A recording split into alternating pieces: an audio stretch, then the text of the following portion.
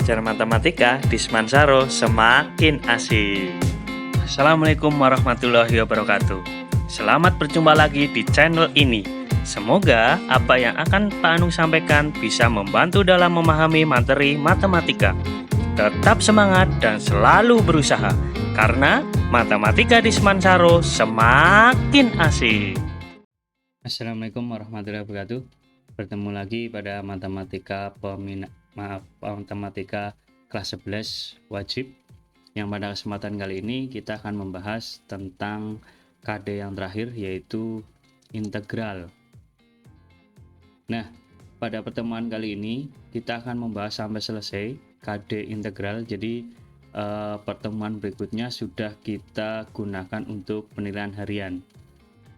Maka silahkan kalian cermati baik-baik. Yang pertama adalah integral sebagai anti turunan.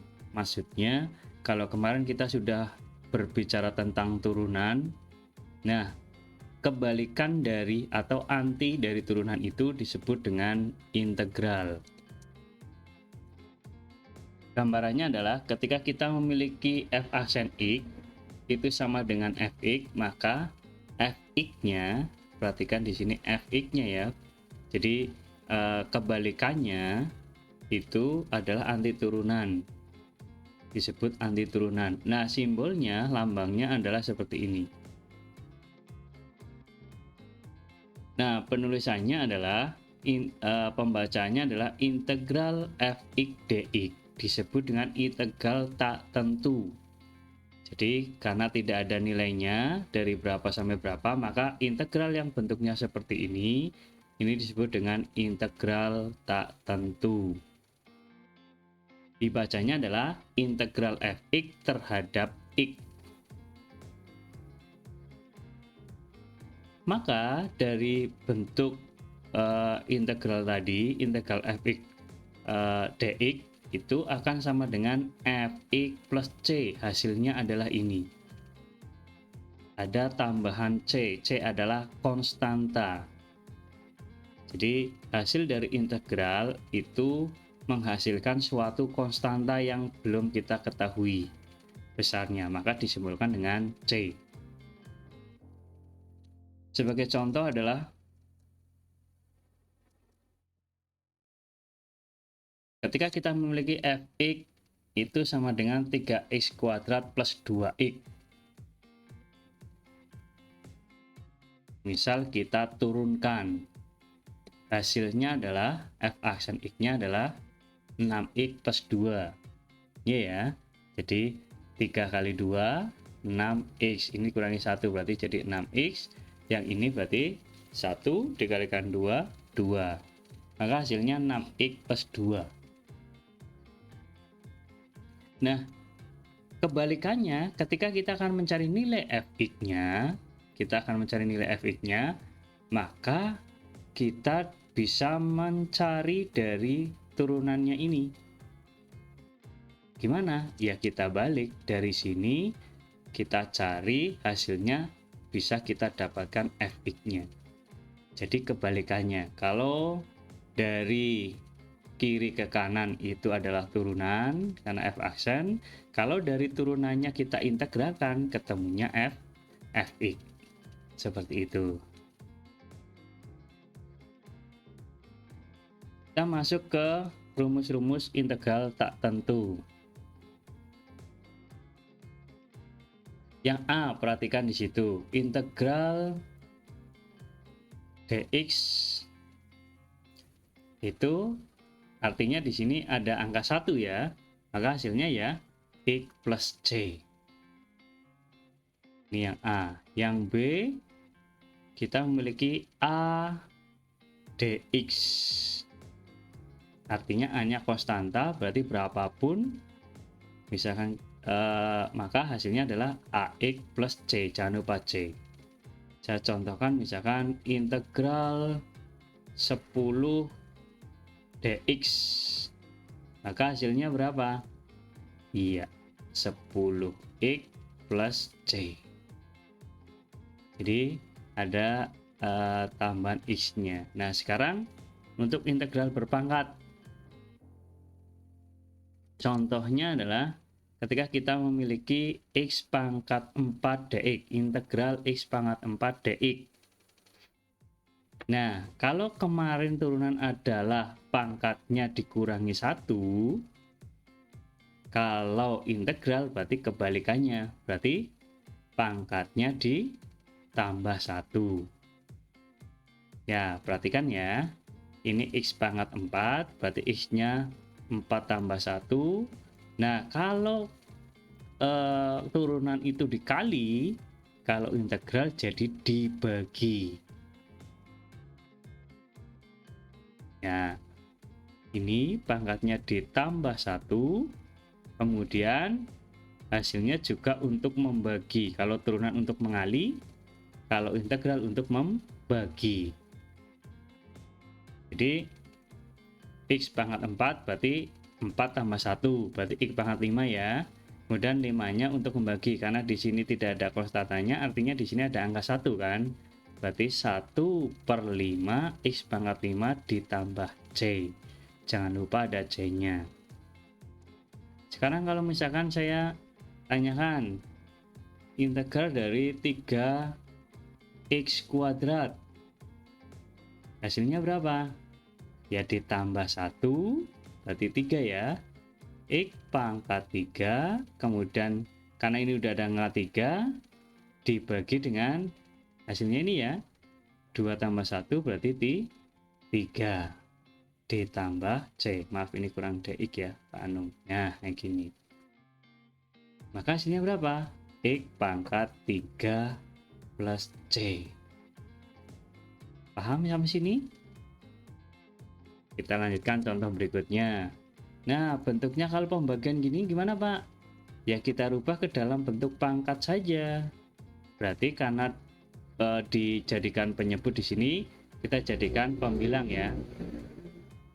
Atau berpindah tempat. Tadinya di bawah jadi di atas, maka pangkatnya berubah jadi negatif. 1/x pangkat 3 dx itu sama aja dengan integral X pangkat min 3 dx. Pangkatnya kita tambah 1, kemudian juga untuk membagi, berarti min 2, yang sini juga dibagi min 2, 1/min 2 X pangkat min 2 plus C, jangan lupa ya.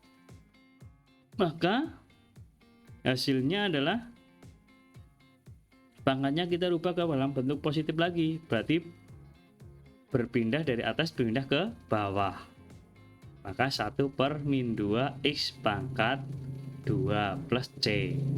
Ini min, kalau di bawah jadi plus. Begitu pula sebaliknya. Kemudian contoh yang ketiga. Maaf ini saya hapus ya. Contoh yang ketiga, di situ bentuk akar. Bentuk akar gimana? Ya, betul, bentuk akar artinya adalah pangkat setengah. Maka ini sebetulnya sama aja bisa kita tuliskan X dikali X pangkat setengah dx. Bentuk akar itu pangkat setengah. Ini 1. Kalau perkalian bentuk seperti ini, maka pangkatnya bagaimana? Iya, pangkatnya ditambah 1 ditambah setengah. Karena bentuk perkalian ya, maka ketemunya 3/2. Maka sudah bentuknya seperti ini, tinggal kalian gunakan ya rumus yang ini, sifat yang ini. Berarti pangkatnya ditambah 1, kemudian hasilnya untuk membagi. Maka 3/2 ditambah 1 itu ketemunya 5/2. Disamakan penyebutnya ya, 3/2 ditambah 1. Maka 3/2 ditambah 2/2, ya apa enggak? Samakan penyebutnya. Maka yang atas ditambahkan 5, yang bawah penyebutnya 2. 5/2 dibagi ini 5/2. Nah hasilnya 1 dibagi 5/2, berarti iya betul dibalik ya, jadinya 2/5 dikali X pangkat 5/2 plus C. Ini hasilnya. Jadi silahkan cermati, ini bentuk pangkat, bentuk pembagian pangkat, ini bentuk akar contoh yang ketiga. Silahkan kalian cermati, bentuk akar itu pangkat setengah. Kita lanjutkan.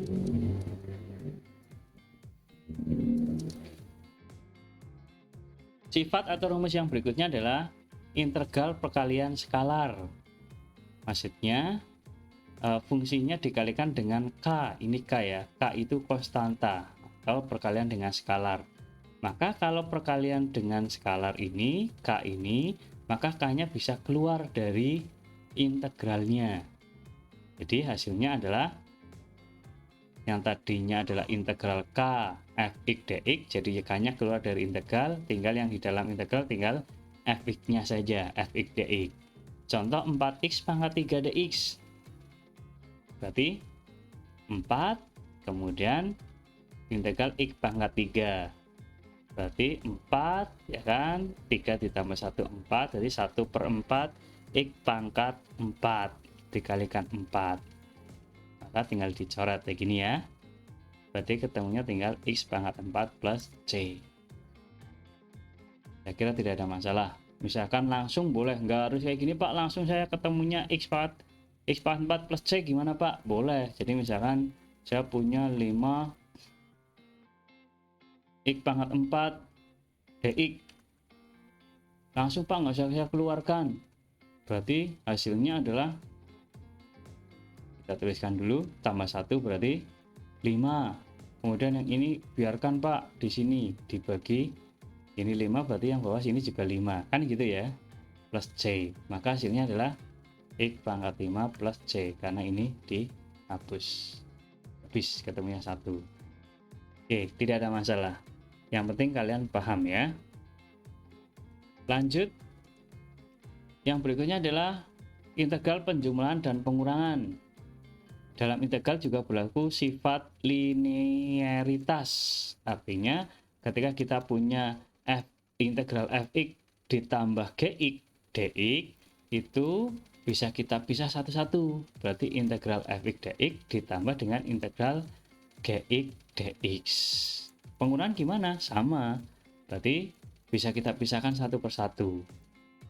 Berarti integral fx dx dikurangi integral gx dx. Contoh, yo Pak, contohnya ini bentuknya perkalian.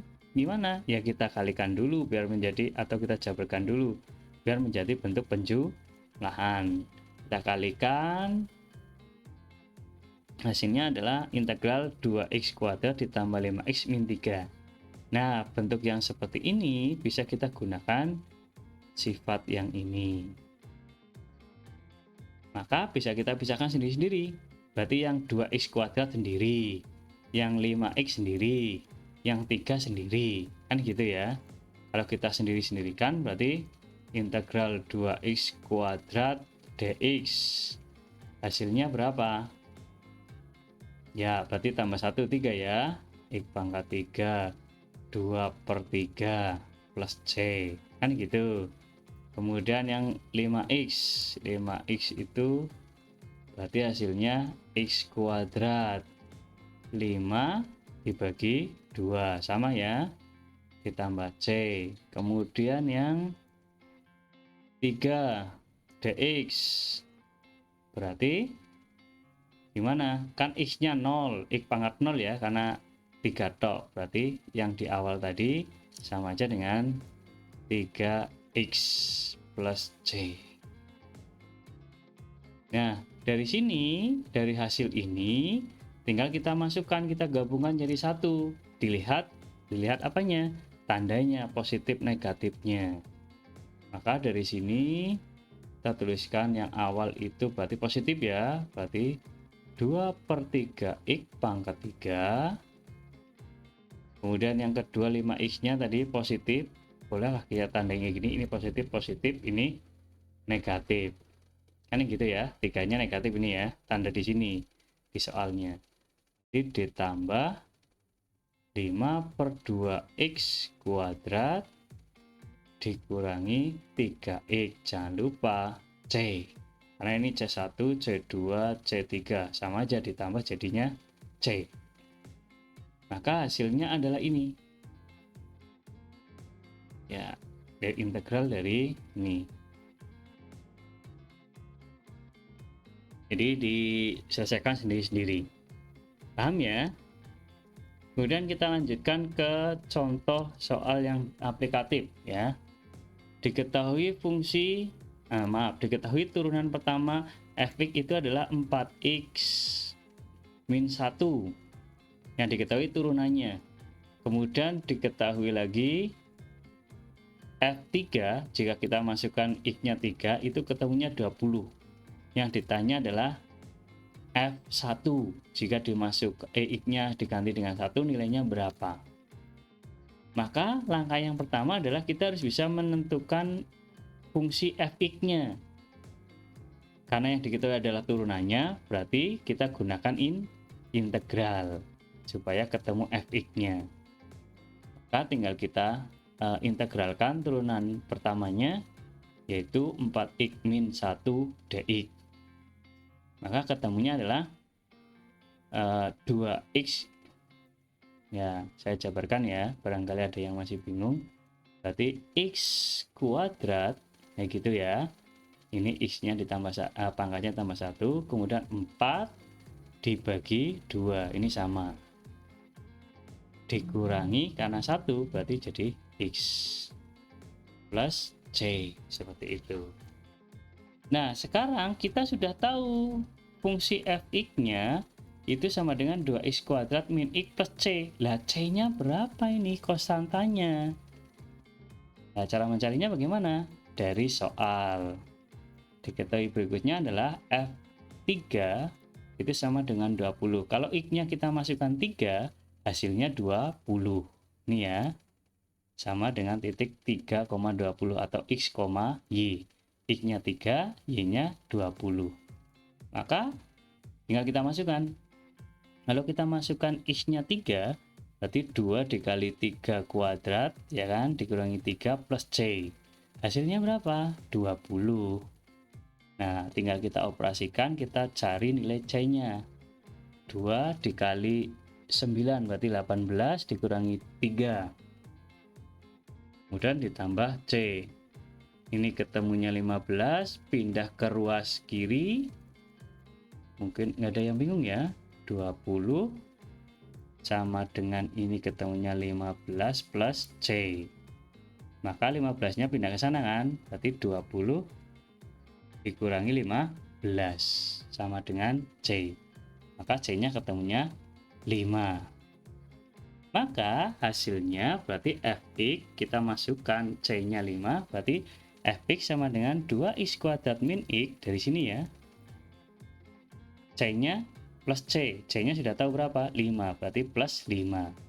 Tinggal kita cari, soal yang berikutnya adalah F1. Maka X-nya kita ganti 1 dari sini ya.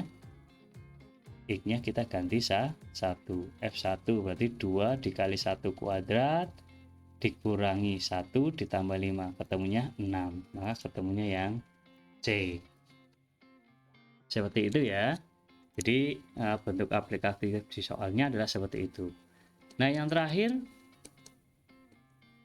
berkaitan dengan kemarin di turunan juga sudah kita singgung bahwa ketika jarak diturunkan ketemunya kecepatan, kecepatan diturunkan ketemunya percepatan. Nah, ini berarti kebalikannya.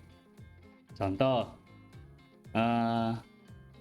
sebuah bola bergerak dengan kecepatan v sama dengan 3t kuadrat min 2t meter per detik. Jika pada saat t sama dengan 3 detik, panjangnya ketemunya adalah 9 meter. Tentukan rumus jarak. Nah, yang ditanyakan adalah rumus jarak.